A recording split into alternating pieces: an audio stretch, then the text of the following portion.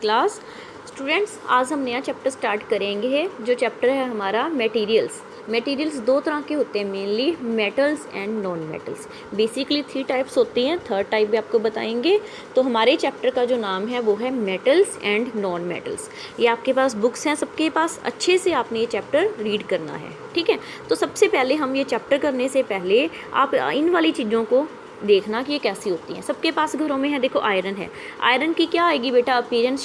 Shiny होता है, डल होता है? क्या होता है आयरन? आयरन होता है शाइनी। तो हम कहाँ पे टिक लगाएंगे? शाइनी में। क्लियर? ये फिल करने सबने। अब कोल की बात कर लो, कोला जो घर में यूज़ करते हैं वो शाइनी होता है?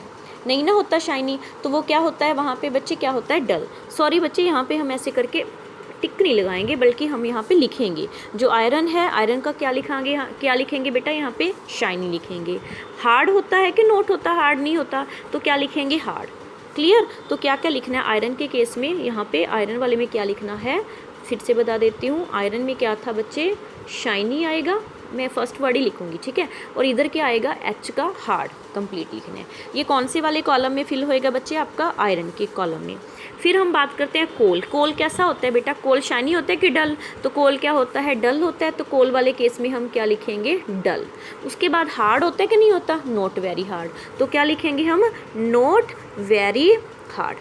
क्लियर? ये कहाँ पे फिल करना है हमने? कोल वाले में। ये देखो, कोई चीज़ें आपने खुद देखी हुई, आपको पता है ऐसा कैसे होता है। सल्फर। सल्फ़र का भी क्या आएगा बच्चे? सल्फ़र भी क्या होता है? डी फॉर डल होता है। और सल्फ़र भी बहुत ज़्यादा हार्ड नहीं होता। तो क्या लिखेंगे? Not very hard. ये फिल करनी है सारे आपने। उसके बाद नेक्स्ट आ जाता है बच्चे हमारे पास एल्यूमिनियम। एल्यूमिनियम क्या होता है? सबको पता है, शाइनी होता है, चमकती है ना एल्यूमिनियम की चीज़ें। और क्या होता है बच्चे? एल्यूमिनियम हार्ड भी होता है, ठीक है, शाइनी एंड हार्ड।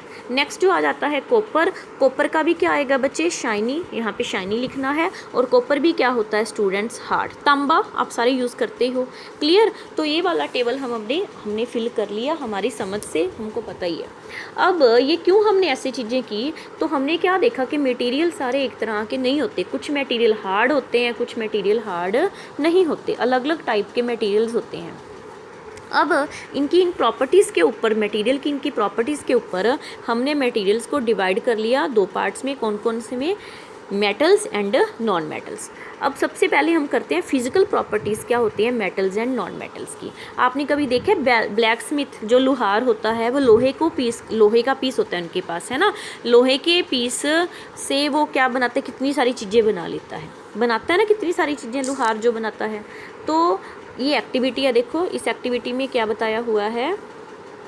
ये स्टूडेंट्स, इस एक्टिविटी में बच्चे देखो क्या है कि एक छोटा सा आयरन का नेल लेना है, एक कोल का पीस लेना है। घर में आप फ्री हो, देखो आप सबके पास लोहे की मेखी वगैरह होती है, कोला भी कुछ छोटा मोटा होता है, एल्युमिनियम कोई भी मेटल भी होता है, एल्युमिनियम की तार ले लो, पेंसिल का लेड पेंसिल का सिक्का होता है वो ले लो।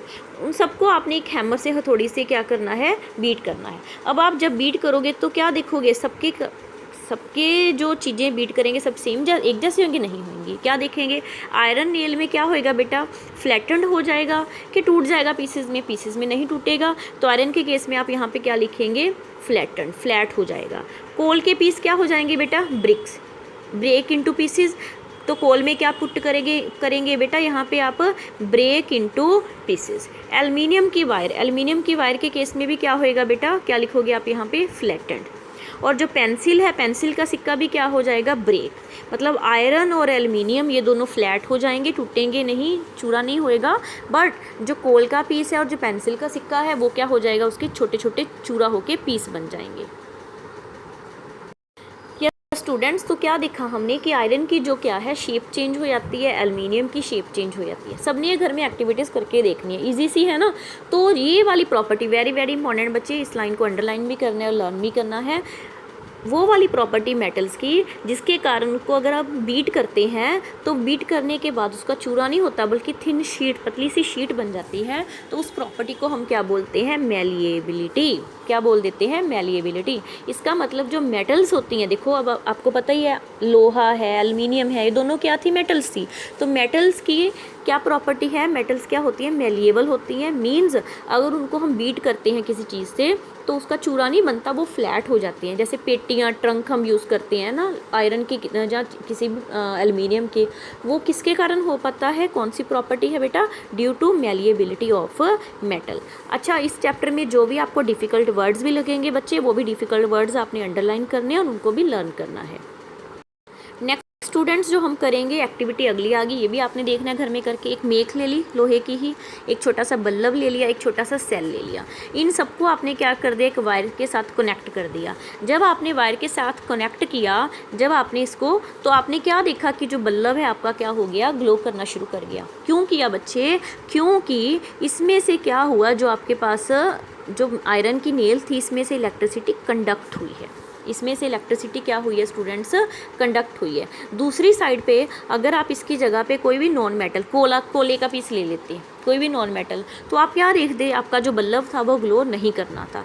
तो इससे हमें क्या पता चली अगली चीज़ कि जो आपके पास मेटल्स हैं, मेटल्स में से इलेक्ट्रिसिटी कंडक्ट होती है। इसका भी देखो कहाँ से, ये वाली एक्टिविटी है, ये आपने करनी है। ऐसे ही आपने वायर के साथ कनेक्ट करके देखना है। आप क्या देखोगे कि आयरन की नेल लोगे तो वो क्या होएगा बच्चे, good conductor, GC, good conductor पुट्टा करेगी। जो सल्फ़र है, सल्फ़र क्या आएगा बच्चा, पुअर कंडक्टर, PC, कंडक्ट नहीं करेगा। ठीक है, वो क्या आएगा आपके पास, PC। जो कोल है, कोल का पीस भी क्या होएगा बेटा, bad conductor, poor conductor. Copper की वायर क्या होएगी बच्चे, गुड कंडक्टर। तो ये आपने फिल करनी है। क्या आपके पास आ गया कि जो आयरन है और जो कॉपर है वो दोनों क्या हैं बच्चे, गुड कंडक्टर हैं, और जो आपके पास सल्फ़र और कोल है वो क्या है, बैड या तो फिर पुअर कंडक्टर है। क्लियर। तो ये एक्टिविटीज़ आपने अच्छे से परफॉर्म करनी है, और ये जो प्रॉपर्टीज़ हैं आपने मेटल्स और नॉन मेटल्स की अच्छे से लर्न करनी है। Thank you.